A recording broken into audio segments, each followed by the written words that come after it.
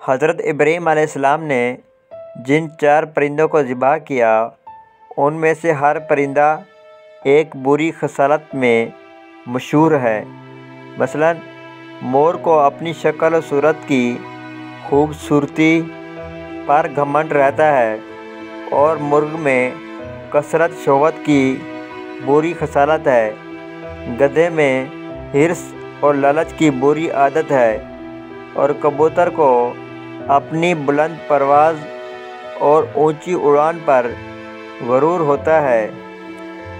چاروں پرندے ذبح کیے گئے تو حضرت ابراہیم کو مردوں کے زندہ ہونے کا منظر نظر آیا، اور ان کے دل میں نور اطمینان کی تجلی ہوئی، جس کی بدولت انہیں نفس مطمئنہ کی دولت نصیب ہوئی۔